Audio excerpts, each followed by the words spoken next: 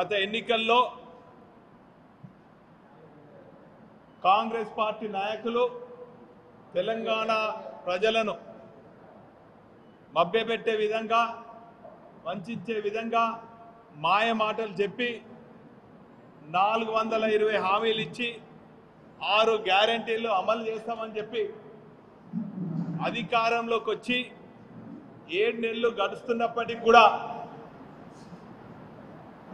ఏ ఒక్క హామీ కూడా పూర్తి స్థాయిలో నెరవేర్చక ప్రజలను ఇబ్బందికి గురి చేస్తూ తమ పార్టీ అధికారంలోకి వచ్చేదానికి నిరుద్యోగ యువకులను రెచ్చగొట్టి మెగా డిఎస్సి అని జాబ్ క్యాలెండర్ అని అనేక రకాలుగా రెచ్చగొట్టి వారి ఓట్లు దండుకొని ఈరోజు అధికారంలోకి వచ్చిన తర్వాత వారిని పట్టించుకునే నాదులు లేదు. పైపెచ్చు వారి కోరిక వారి న్యాయమైనటువంటి హక్కుల కోసము ప్రజాస్వామ్యబద్ధంగా నిరసన తెలియజేస్తుంటే వెక్కిలి మాటలు వెక్కిలి చేష్టలతోని అక్రమ అరెస్టులతోని ప్రభుత్వాన్ని కొనసాగిస్తున్నారు. నిన్న రాత్రి కూడా మా పార్టీ అనుబంధంగా ఉన్నటువంటి విద్యార్థి నాయకులను ఈ నగరంలో అనేక పోలీస్ స్టేషన్లలో నిర్బంధించి అక్రమంగా అకారణంగా అరెస్ట్ చేసి కేసులు బనాయించే ప్రయత్నం చేస్తున్నారు. మేము పై అధికారులకు కూడా ఈ అక్రమ అరెస్టుల గురించి కూడా విన్నవించుకోవడం జరిగింది. వారు సానుకూలంగా స్పందించారు. ఈ తీరుగా ఏ ఒక్క వర్గానికి కూడా న్యాయం చేయలేదు. ప్రత్యేకించి చెప్పాలంటే సమైక్య రాష్ట్రంలో వ్యవసాయం దండుగా అనుకున్నటువంటి రోజుల నుంచి తెలంగాణ రాష్ట్రం ఏర్పడిన తర్వాత ఒక రైతే ముఖ్యమంత్రి అయి వ్యవసాయాన్ని పండుగగా చేసి రైతాంగానికి కావాల్సినటువంటి 24 గంటల ఉచిత కరెంటుతో పాటు రైతు బంధు రైతు బీమా సకాలంలో ఎరువులు నాణ్యతతో కూడినటువంటి విత్తనాలు వారికి కావాల్సినటువంటి తాగునీరు అందిస్తూ అనేక ప్రాజెక్టులు నిర్మాణం చేస్తారు. ఈరోజు ఈ ప్రభుత్వం గత ప్రభుత్వం చేసిన అనేక మేలు చేసే పథకాలను సాఫీగా అమలు చేయకుండా ఈరోజు ప్రతీకార చర్యలకు పూనుకుంటున్నటువంటి విషయం మీ అందరికి కూడా తెలుసు. గత 7 నెలల నుంచి చూస్తే ప్రపంచమే అబ్బురపోయే విధంగా కాళేశ్వరం ప్రాజెక్ట్ మీద అవినీతి జరిగిందని చెప్పి కొన్ని రోజులు కమిషన్లు, కరెంటు కొనుగోలు చేసి దాని మీద కమిషన్లు తీసుకున్నారని చెప్పి కమిషన్లు ఏర్పాటు చేయటం, టెలిఫోన్ ట్యాపింగ్ అనడం, ఈ తీరుగా 2 నెలలకు ఒక కార్యక్రమం తీసుకొని ప్రజల దృష్టిని మళ్లించేదానికి అనేక అక్రమ కార్యక్రమాలకు తెరలేపినటువంటి కాంగ్రెస్ ప్రభుత్వాన్ని యావత్ తెలంగాణ ప్రజలు సహించలేని పరిస్థితుల్లో ఉన్నారు. ఈరోజు చూసినట్టయితే గత ప్రభుత్వం అమలు చేసినటువంటి రైతు బంధును బంద్ చేసిండ్రు, రైతు బీమాను బంద్ చేసిండ్రు, సాగునీరు బంద్ అయింది, దళిత బంధు బంద్ అయింది, మైనార్టీ బంధు బంద్ అయింది, బీసీ బంధు బంద్ అయింది. ఇక అన్ని బంద్ అయ్యే పరిస్థితి ఉన్నది. కాంగ్రెస్ ఆఫీసులు కూడా బంద్ అయ్యే పరిస్థితి ఉన్నది. ఈరోజు ప్రజల పక్షాన పోరాడే బీఆర్ఎస్ పార్టీ పైన అనేక ఆరోపణలు చేస్తూ ప్రజలకు సమస్యలను పరిష్కరించడానికి వేదిక అయినటువంటి బీఆర్ఎస్ పార్టీ కార్యాలయాల పైన కూడా అనేక ఆరోపణలు చేసి పార్టీ కార్యాలయాలు కూడా లేకుండా చేసి కార్యకర్తలను అక్రమ కేసులు బనాయించి అవినీతి ఆరోపణలు మా నాయకుల పైన చేసి ఈరోజు నిర్బంధం విధిస్తున్నటువంటి కాంగ్రెస్ ప్రభుత్వానికి సరైన సమయంలో సరైన రీతిలో ప్రజలు బుద్ధి చెప్తారని కూడా మేము ఈ సందర్భంగా తెలియజేస్తున్నాం. నిన్న మొన్న రాష్ట్రంలో మీరు ఇచ్చినటువంటి మేనిఫెస్టోలో Kamareddy declaration, Kamareddy BC declaration అని చెప్పి కులగణన బీసీ కమిషన్ నివేదిక ఆధారంగా అధికారంలోకి వచ్చినటువంటి 6 నెలల లోపే బీసీ రిజర్వేషన్లు పెంచుతామని చెప్పారు. ఆ బీసీ కులగణన కూడా చేయకుండా కాలయాపన చేస్తున్నారు. ఈరోజు స్థానిక సంస్థల్లో మరి రిజర్వేషన్లు కూడా గతంలో 23% ఉంటే 42%కు పెంచుతామని చెప్పారు. మరి దాని ఊసు కూడా ఎత్తుతలేరు. అందుకే ఈరోజు రాష్ట్ర వ్యాప్తంగా అనేక బీసీ కులాలు ఈ బీసీ రిజర్వేషన్ల కోసము సదస్సులు సమావేశాలు కూడా నిర్వహించి మీకు మద్దతు తెలిపినటువంటి కొన్ని సంఘాలు కూడా నిరసన తెలుపుతున్నటువంటి విషయాన్ని మీరు గుర్తుంచుకోవాలి. ఇప్పటికైనా మీరు ఇచ్చినటువంటి ఎన్నికల్లో ప్రజలకు ఇచ్చిన హామీలైనటువంటి 420 హామీలు 6 గ్యారంటీలు అమలుకై మీరు ప్రణాళిక సిద్ధం చేసుకోవాలి తప్ప ఇదేదో సదస్సులు నిర్వహించి ఒకసారేమో రేషన్ కార్డు కావాలంటారు, ఒకసారేమో ఆధార్ కార్డు కావాలంటారు, ఈ లింక్ అంటారు, ఆ లింక్ అంటారు. ఆఖరికి ప్రజలకు మీకు లింక్ తెగుతుంది తప్ప వేరే ఏం కాదని కూడా ఈ సందర్భంగా తెలియజేస్తున్నాను. ఈరోజు మీరు గమనించినట్టయితే అన్ని నగరాలలో ప్రత్యేకించి హైదరాబాద్ తర్వాత వరంగల్ నగరంలో కూడా అనేక మంది పేదలు నివసిస్తున్నారు. ఈరోజు రైతు రుణమాఫీ చేసిందని చెప్పి కొంతమంది కాంగ్రెస్ కార్యకర్తలు సంబరాలు చేసుకుంటున్నారు. సరే, సంతోషం. కొంతమందికైనా కూడా రుణమాఫీ చేసినట్టు ఒక పండుగ వాతావరణంలో సంబరాలు చేసుకుంటున్నారు. వాస్తవంగా వీళ్ళు విడుదల చేసింది 6,700 కోట్లు. కానీ వాస్తవంగా గతంలో 1,00,000 లోపు రుణమాఫీ కావాలంటే 17,000 కోట్లు ఆనాటి ప్రభుత్వం, ఆనాటి ముఖ్యమంత్రి కేసీఆర్ గారు 1,00,000 లోపు రుణమాఫీ కావాలంటే 17,000 కోట్లు వెచ్చించడం జరిగింది. మరి ఈ 6,700 కోట్లు ఎక్కడికి సరిపోతుంది, ఎంతమంది సరిపోతుంది అని చెప్పి నేను ఈ సందర్భంగా కాంగ్రెస్ ప్రభుత్వాన్ని డిమాండ్ చేస్తున్నాను. కరెంటు కూడా పోయింది కాబట్టి ఇట్లా కరెంటు కూడా కట్లు అవుతున్నాయి. గతంలో రెప్పపాటు కూడా కరెంటు కాకుండా చేసేది. ఇప్పుడు సాక్షాత్తు ప్రెస్ మీట్లనే మేమంటే అబద్ధాలు అంటారు. వాస్తవంగా ప్రెస్ మిత్రులు కూడా ఈ కోతల గురించి సరిగా రాయాలి, సరిగా చూపాలని చెప్పి పత్రికా మిత్రులకు అందరికి కూడా విజ్ఞప్తి చేస్తున్నాం. అంటే ప్రజలు ఏ తీరుగా ఎన్ని రంగాలలో కష్టాలు పొందుతున్నారో అనుభవిస్తున్నారో తెలుసు. ఈరోజు చాలామంది గ్రామాలలో ఫలానా రైతులకు మేము రుణమాఫీ చేసినామని చెప్పి పేర్లతో ప్రకటన చేస్తున్నారు. చాలా సంతోషం. ఈ సందర్భంగా అధికారులను, కాంగ్రెస్ నాయకులను, ప్రజాప్రతినిధులను డిమాండ్ చేస్తున్నాం.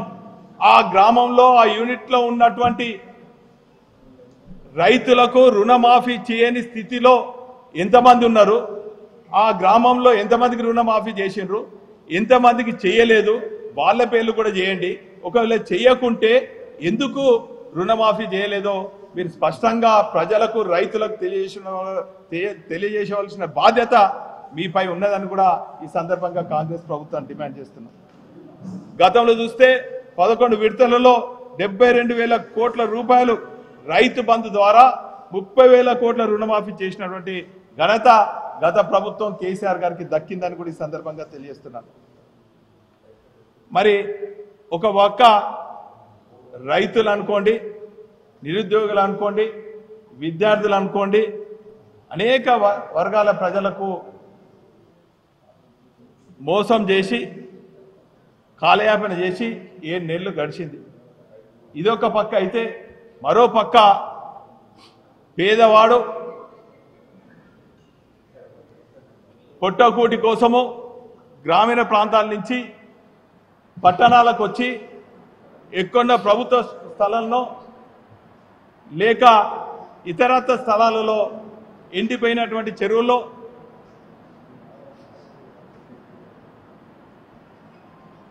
పొట్టకూటి కోసం కూలి చేసుకుంటూ కిరాయిలు కట్టలేని స్థలాలు కొనుక్కోలేని నిరుపేదలు అక్కడక్కడక్కడ గుడిసెలు వేసుకున్నారు. అందులో హైదరాబాద్ తర్వాత అతిపెద్ద నగరంగా పిలువబడే ఈ చారిత్రాత్మక నగరంలో కూడా గత 50-60 ఏళ్ల నుంచి మేము పుట్టినప్పటి నుంచి కూడా అనేక మంది పేదవాళ్ళు ఈ నగరాలలో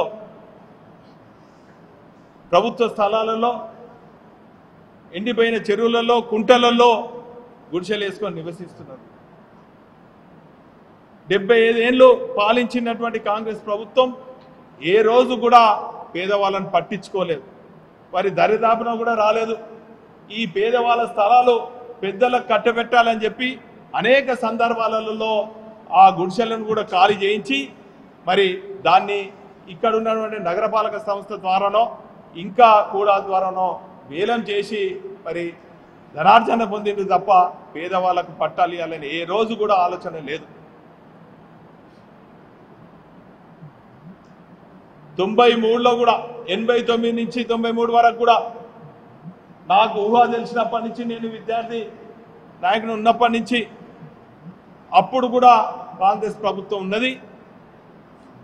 అప్పుడున్నటువంటి పరిస్థితులలో ఇందిరానగర్ హన్మకొండ చౌరస్తా దగ్గర ఇందిరానగర్ అనుకోండి, పోచమ్మగుంట అనుకోండి, బస్టాండ్ దగ్గర ఉన్నటువంటి మరి అంబేద్కర్ నగర్ అనుకోండి, లేక సమ్మయ్య నగర్ అనుకోండి, ఈ తీరుగా అనేక ప్రాంతాలలో ఆనాడు ఉభయ కమ్యూనిస్టులు అయినటువంటి సిపిఐ సిపిఎం ఆధ్వర్యంలో పేదలు గుడిసెలు వేసుకునే విధంగా వాళ్ళు పోరాటం చేశారు. వాళ్ళు ఎన్ని పోరాటాలు చేసినా కూడా పట్టాలు ఇవ్వలేకపోయినరు. ఆనాటి కాంగ్రెస్ మొండి ప్రభుత్వాన్ని మెడలోంచి పట్టాలు ఇవ్వలేని పరిస్థితులు వాళ్ళు ఉండే. కానీ 94లో మా సోదరుడు స్వర్గీయ దాస్యం ప్రణయ్ భాస్కర్ గారు ఈ ప్రాంతం నుంచి హన్మకొండ నియోజకవర్గం నుంచి గెలిచిన తర్వాత ఈ నగరంలో అనేక మందికి ఇప్పుడు నేను చెప్పబడినటువంటి ఇందిరానగర్, సుధానగర్, సమ్మయ్య నగర్, అంబేద్కర్ నగర్లో తదితర ప్రాంతాలలో స్వయంగా వచ్చి పట్టాలు ఇచ్చినటువంటి చరిత్ర మా కుటుంబాన్ని అనుకునే సందర్భంగా తెలియజేస్తున్నాను. ఆ తదుపరి ఉమ్మడి కమ్యూనిస్ట్ పార్టీలన్నీ కూడా ఎన్నో పోరాటాలు చేసి అనేక ప్రాంతాలలో గుడిసెలు వేసినటువంటి సందర్భంలో 2004 నుంచి 2009 వరకు కూడా కాంగ్రెస్ ప్రభుత్వం ఉండే. ఆనాడు కూడా 2005లో నేను టీఆర్ఎస్ పార్టీ కార్పొరేటర్గా ఉంటుంది. ఆ రోజు కూడా అనేక నగరంలో ఉన్నటువంటి పోచమ్మకుంట, ప్రగతి నగర్, నాగేంద్ర నగర్ తదితర ప్రాంతాలలో కూడా ఆనాటి కాంగ్రెస్ ప్రభుత్వం వారికి పట్టాలు ఇవ్వకుండా బ్యూటిఫికేషన్ కింద ఆ గుడిసెలు తీసేస్తుంటే టీఆర్ఎస్తో పాటు కలిసి వచ్చే సంస్థలు సంఘాలతోని కలిసి వచ్చే కమ్యూనిస్ట్ పార్టీలతో కూడా ఉద్యమం చేసి దాన్ని ప్రతిఘటించి ఆపించినటువంటి విషయాన్ని మీ ద్వారా ప్రజలకు తెలియజేస్తున్నాను. ఆ తదుపరి 2009లో శాసనసభ్యుడిగా అయినప్పటి నుంచి తెలంగాణ రాష్ట్రం ఏర్పడిన తర్వాత ఈ నగరంలో ఉన్నటువంటి నాగేంద్ర నగర్ అనుకోండి, ఇక్కడ పక్కన ఉన్నటువంటి సాయినగర్ అనుకోండి, జ్యోతిరావు పూలే నగర్ అనుకోండి, అనేక పోచమ్మకుంట అనుకోండి, ఈ ప్రాంతాలలో మరి స్వయంగా ఆ రోజు 40 ఏళ్ల క్రితము కమ్యూనిస్ట్ పార్టీలు మద్దతుతో నిలబడ్డటువంటి గుడిసెలన్నిటికీ కూడా పట్టాలు ఇప్పించడే కాకుండా ఆ రోజు ఇక్కడ ఉన్నటువంటి సిపిఎం నాయకులు సిపిఐ నాయకులను తీసుకెళ్లి సన్మానించి వారి ఆధ్వర్యంలో పట్టాలు ఇప్పించినటువంటి చరిత్ర టీఆర్ఎస్ పార్టీకి ఒక శాసనసభ్యునిగా ఆ రోజు నాకు ఆ కార్యక్రమానికి మరి సహకరించినటువంటి ఆనాటి ప్రభుత్వం కేసీఆర్ గారి నాయకత్వంలో మరి పేదలకు పట్టాలు ఇప్పించినటువంటి ఘనత 58 జియో ద్వారా దక్కినటువంటి విషయాన్ని కూడా ఈ సందర్భంగా తెలియజేస్తున్నాను. ఆ రోజు పట్టాలు మా ప్రభుత్వం టీఆర్ఎస్ ప్రభుత్వం ఇచ్చినప్పటికీ కేసీఆర్ గారి నాయకత్వంలో ఇచ్చినప్పటికీ కూడా మేము గొప్పలకు చెప్పుకోలేదు, దాంబీలాగాలు పోలేదు. ఆ రోజు 40 ఏళ్ల క్రితము సిపిఐ సిపిఎం నాయకత్వంలో వేసినటువంటి గుడిసెలకు వారిని తీసుకెళ్లి సన్మానించి వారి ద్వారా పట్టాలు ఇప్పించిన చరిత్ర మాదని కూడా ఈ సందర్భంగా తెలియజేస్తున్నాను. ఈరోజు నిన్న మొన్న నగరంలో ఉన్నటువంటి గుడిసెవాసులకు కంటి మీద కునుకు లేకుండా చేసినటువంటి నోటీసులు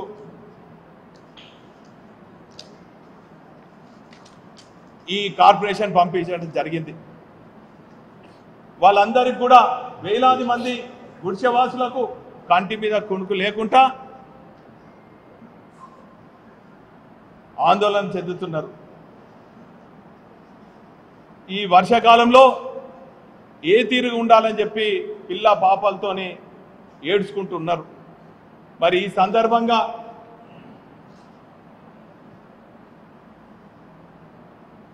స్థానిక శాసనసభ్యులు సోదరులు రాజేందర్ రెడ్డి గారిని డిమాండ్ చేస్తున్నాం.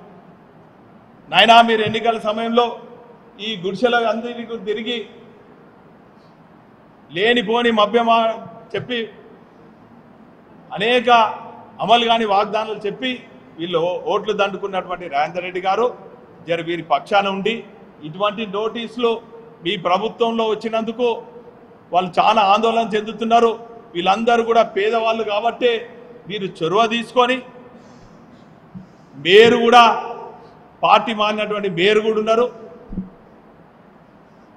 మీ వంచన చేరినటువంటి మేయర్ గారు ఉన్నారు, ప్రభుత్వం మీది, మీకు ముఖ్యమంత్రి గారు కూడా చాలా సన్నిహితులు కాబట్టి ఆందోళన చెందుతున్నటువంటి గుడిసెవాసులకు అండగా ఉండవలసిందిగా నేను స్థానిక ఒక పౌరునిగా పేదల పక్షాన ఏ పదవి ఉన్నా లేకున్నా పోరాడే వ్యక్తిగా గులాబీ సైనికునిగా టీఆర్ఎస్ పార్టీ మాజీ శాసనసభ్యునిగా రాజేందర్ రెడ్డి గారిని విజ్ఞప్తి చేస్తున్నాను. మరి ఈ సందర్భంగా వాళ్ళు ఆందోళన చెంది మీ దగ్గరికి వస్తే వారికి ధైర్యం చెప్పేది పోయి వారికి అండగా ఉండేది పోయి ఇది నోటీస్ ఎవరో ఇచ్చిండ్రు, ఇది అట్లయితుంది ఇట్లయితుంది అంటే ఈ నోటీస్ ఇచ్చింది సరే అనేక మార్గాలు ఉంటాయి. నోటీస్ ఇవ్వచ్చు, ఈ సంస్థ ద్వారానో ఇంకేదో కోర్టు ద్వారానో ఏదో రావచ్చు. కానీ గతంలో కూడా ఈ ప్రగతి నగర్కు నోటీసులు వస్తే కోర్టును ఆశ్రయించి మేము వారికి అండగా ఉన్నటువంటి విషయాన్ని ఈ సందర్భంగా గుర్తు చేస్తున్నాం. నేను ఈ సందర్భంగా ఒకవేళ ఈ నోటీసులు వాపసు తీసుకోక వాళ్ళని ఇంకా ఇబ్బంది పెడితే ఖచ్చితంగా మా పార్టీ పేదల పక్షాన పోరాటం జరుగుతుంది, గుడిసెవాసులకు అండగా ఉంటాం. మా పోరాటంలో కలిసి వచ్చే పార్టీలు అది సిపిఐ అనుకోండి, సిపిఎం అనుకోండి, లెఫ్ట్ నుంచి రైట్కు ఉన్నటువంటి పేదల కోసం పోరాడే ప్రతి పార్టీ సహాయ సహకారాలు తీసుకుంటాం. అదేవిధంగా ఈ గుడిసెవాసులందరూ కూడా 100కు 100% పేద బడుగు బలహీన వర్గాలు, ఎస్సీ ఎస్టీ బీసీ మైనార్టీలు వర్గాలు నివసించే ఈ గుడిసెవాస ప్రాంతాలలో గత 3 రోజుల నుంచి అంతా కూడా సర్వే చేసినాం. అత్యధిక శాతం కాదు, 100కు 100% ఎస్సీ ఎస్టీ బీసీ మైనార్టీలు ఉన్నటువంటి ఈ గుడిసెవాసులకు అండగా ఒక గులాబీ సైనికుడిగా ప్రహార కాస్తూ వారికి అండగా ఉండి మరి వారి రక్షణకు కల్పించే విధంగా మా పార్టీ కూడా ఉంటుందని కూడా ఈ సందర్భంగా తెలియజేస్తున్నాం. ఈ పోరాటంలో కలిసి వచ్చే పార్టీల సహకారం తీసుకుంటాం, కలిసి వచ్చే సంఘాల సహకారం తీసుకుంటాం, కలిసి వస్తే సంస్థల సహకారం కూడా తీసుకుంటాం. ఎందుకంటే ఈరోజు అనేక సంఘాలు కూడా ప్రత్యేకించి చెప్పాలంటే ఎంఆర్పిఎస్ అనుకోండి, మాదిగ దండారు అనుకోండి, లంబాడి హక్కుల పోరాట సమితి అనుకోండి, మైనార్టీల అభ్యున్నతి కోసం పాటుపడే అనేక సంఘాలు ఉన్నాయి, సంస్థలు ఉన్నాయి. ఖచ్చితంగా కలిసి వచ్చే సంఘాలు, సంస్థలు, పార్టీలతోని పోరాటం కొనసాగిస్తాం. కానీ మాకు ప్రతి విషయాన్ని కూడా మీలాగా రాజకీయం చేసే అలవాటు లేదు. మీకు ఇంకా సమయం ఇస్తున్నాం. ఇప్పటికే 4 రోజులు అయింది. ఇంకొక వారం తీసుకుంటారా, 10 రోజులు తీసుకుంటారా? ప్రభుత్వం మీ చేతులు ఉన్నది, కార్పొరేషన్ మీ చేతులు ఉన్నది. నువ్వు వీళ్ళ ఓట్లు దండుకున్నటువంటి రాజేందర్ రెడ్డి గారు దయచేసి వీరి పక్షాన నిలబడాలి తప్ప ఏం కాదు పో, వచ్చినా కూడా ఒక జేసీబీ వస్తుంది, కొంచెం ఇంత గోడ కొడుతుంది, దానికి అదేరే పడకండి. మా అంటే సర్వే చేస్తామని ఆర్డీఓతో ఫోన్ చేస్తుడు, ఆర్డీఓ వచ్చి ఇక్కడ 2 లైన్లు పోతాయి అని చెప్పి రకరకాలుగా మరి మీ మాటలతోని వాళ్ళు ఆందోళన చెందుతున్నారు. కాబట్టి అటువంటి పేదవాళ్ళను హక్కున చేర్చుకొని అండగా ఉండవలసినటువంటి బాధ్యత ఒక ప్రజాప్రతినిధి పైన ఉన్నది. గతంలో నేను ఇటువంటి వారికి అనేక మందికి పట్టాలు ఇప్పించి వారికి అండగా ఉండి, ఏ అధికారి కూడా, నేను 15 ఏళ్ళు శాసనసభ్యునిగా ఉన్నా, నా కాలంలో ఏ గుడిసెవాసు దగ్గరికి కూడా ఏ ఒక్క అధికారి పోకుండా కూడా చేసినటువంటి ఘనత మా పార్టీది, నాదని కూడా ఈ సందర్భంగా తెలియజేస్తున్నాను. నోటీసులు వస్తాయి, ఇచ్చే ముందే నోటీసు పోకుండా అధికారులకు చెప్పవలసినటువంటి బాధ్యత ఒక ప్రజాప్రతినిధిని కూడా ఈ సందర్భంగా తెలియజేస్తున్నాను. నేను రాజకీయం చేయదలుచుకోలేదు, నేను వెంటనే పోయి ధర్నాలు చేయదలుచుకోలేదు. ప్రజాస్వామ్యంగా మాత్రము పేదల పక్షాన పోరాటం చేయక తప్పదని కూడా ఈ సందర్భంగా తెలియజేస్తాను. మీరు చేసినటువంటి అక్రమాలు రాబోయే రోజుల్లో ప్రజలే తెలుస్తారని కూడా ఈ సందర్భంగా తెలియజేస్తున్నాను. మీలాగా మేము వెకిలి మాటలు, వెకిలి చేష్టలు మాట్లాడడం దలుచుకోలేదు. మీకన్నా ఎక్కువ మాట్లాడగలుగుతాం, మీకన్నా ఎక్కువ ఇంకా అన్నిటి కూడా చేయగలుగుతాం. కానీ ప్రజాస్వామ్యంలో శాంతియుతంగా గాంధీ మార్గంలో తెలంగాణ సాధించినటువంటి ఒక తెలంగాణ బిడ్డగా, ప్రజాస్వామ్యాన్ని కాపాడే ఒక వ్యక్తిగా, ప్రజాస్వామ్యం పైన విలువలు ఉండేటువంటి ఒక వ్యక్తిగా, గతంలో ప్రజాప్రతినిధిగా ఉన్నటువంటి వ్యక్తిగా నీలాగా వెకిలి మాటలు, వెకిలి చేష్టలు మాట్లాడదలుచుకోలే అని కూడా ఈ సందర్భంగా రాజేందర్ రెడ్డి గారికి విజ్ఞప్తి చేస్తున్నాను. దయచేసి పేదల పక్షాన ఉండు, పేదల మద్దతు తీసుకో, పేదల మెప్పు పొందు, అప్పుడే నువ్వు కలకాలం ఉంటాం. లేకుంటే మాత్రం పేదల ఆగ్రహానికి గురికాక తప్పదని కూడా ఈ సందర్భంగా హెచ్చరిస్తాం. అదేవిధంగా గతంలో మా ప్రభుత్వం 58 జీవో తీసుకొచ్చింది, దాని ద్వారా మరి పట్టాలు ఇప్పించగలిగినాం. మీరు అదే జీవో ఇంప్లిమెంట్ చేసి పేదలకు పట్టాలు ఇప్పించే ప్రయత్నం చేయండి. కాబట్టి ఈ సందర్భంగా ఏ ఒక్క గుడిసె వాసులు కూడా అదేరే పడొద్దు.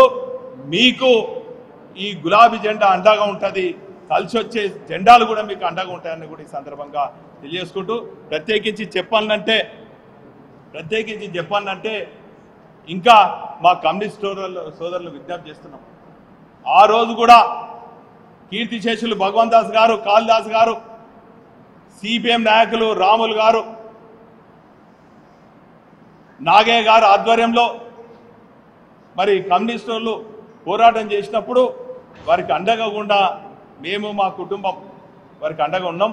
మరి ఆ సందర్భంగా గుర్తు చేస్తున్నా, ఇప్పటికి కూడా కమ్యూనిస్ట్ నాయకులు మద్దతుతో గెలిచినటువంటి రాజేందర్ రెడ్డి గారు మీ పక్షాన ఉంటాడో, పేదల పక్షాన ఉంటాడో, అధికార పక్షాన నాయకులతో ఉంటాడో తెలుసుకోవాల్సిందిగా విజ్ఞప్తి చేస్తూ, మరి ఇంకా అనేక విషయాలు ఉన్నాయి, అవి దశల వారీగా కూడా మేము వివరిస్తాం. ఇప్పుడు ఉదాహరణకు చెప్పాలంటే మా కార్పొరేటర్ అశోక్ గారు ఉన్నారు. మేము గత 7 నెలల నుంచి గతంలో మేము తెచ్చినటువంటి నిధులకే మీరు తిరిగి కొబ్బరికాయలు కొడుతున్నారు. ఈ 7 నెలల కాలంలో ఒక పైసా కూడా తీసుకురాలేదు. అటువంటి నిస్సాయిస్థితిలో మీరున్నారు. అయినప్పటికీ కూడా ఇంకా మీకు సమయం ఇస్తాము. ఈ నగరాభివృద్ధి కోసము మా సూచనలు కావాలంటే ఖచ్చితంగా మా సహాయ సహకారాలు ఇస్తాము, మా సూచనలు ఇస్తాం.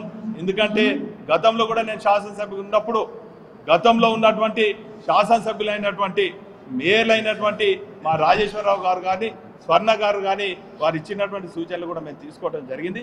కాబట్టి మా సలహాలు సూచనలు ఈ నగరాభివృద్ధి కోసం, పేద ప్రజల హక్కుల కోసం ఏమైనా కావాలన్నా కూడా మరి శాంతియుతంగా ఇస్తామన్నటువంటి విషయాన్ని ఈ సందర్భంగా తెలియజేసుకుంటూ, అనేక మా డివిజన్లలో అనేక మంది అనధికారికంగా కాంగ్రెస్ పార్టీ చెప్పి జులుం చేస్తున్నారు. అందులో ఉదాహరణకు మా అశోక్ గారు ఒకటి మాట్లాడారు.